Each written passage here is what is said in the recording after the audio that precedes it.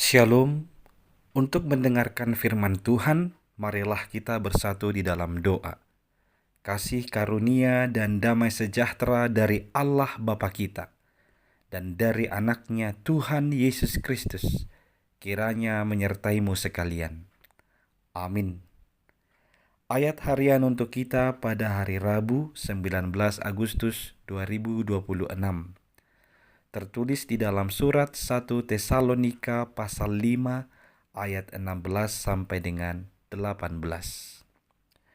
Bersukacitalah senantiasa, tetaplah berdoa, mengucap syukurlah dalam segala hal, sebab itulah yang dikehendaki Allah di dalam Kristus Yesus bagi kamu. Totong mahamu marlasni roha, unang matjadi hamu martangiang, madok mauliate mahamu siala saluhutna, ai ido dipangido de batasian hamu marhite-hite Kristus Yesus. Jemaat yang dikasihi oleh Tuhan Yesus Kristus, ada 3 irama yang indah yang menjadi ciri khas identitas baru di dalam Kristus. Ini yang diingatkan oleh Rasul Paulus supaya dimiliki oleh jemaat yang ada di Tesalonika. Terlebih ketika mereka menghadapi tekanan, di saat mereka meninggalkan penyembahan berhala dan memilih Kristus menjadi Tuhannya. Untuk saat itu, mereka perlu mengenakan 3 irama yang indah ini.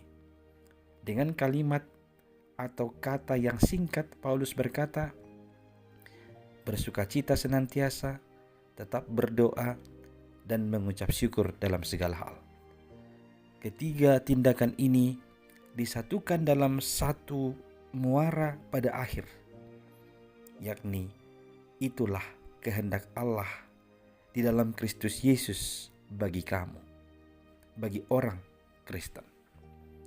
Kalau kita memperhatikan, yang pertama, bersukacitalah senantiasa. Ini menunjuk kepada sukacita yang melampaui keadaan. Kata senantiasa berarti tidak bergantung pada situasi. Bagi orang di dunia, sukacita ditentukan oleh apa yang terjadi. Artinya, jikalau situasinya baik, sukacita. Tapi kalau situasinya buruk, sedih. Namun bagi komunitas orang Kristen, sukacita didasarkan pada siapa yang memiliki hidup kita. Sukacita kita berakar kepada status keselamatan yang aman di dalam Kristus. Dunia ini bisa merenggut harta, bisa merenggut kenyamanan fisik, tetapi dunia tidak bisa merenggut Kristus dari hidup orang percaya. Lalu yang kedua adalah doa. Tetaplah berdoa. Ini ayat terpendek di sepanjang Alkitab. Doa sebagai koneksi yang tak terputus.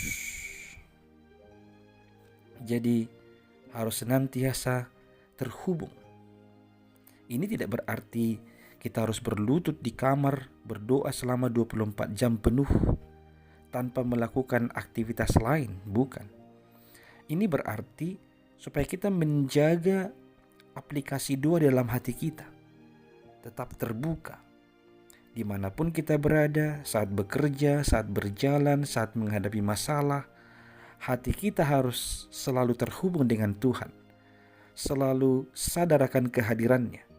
Itulah yang membuat orang percaya kuat menahan tekanan dari luar. Karena sinyal kita ke sorga tidak pernah terputus.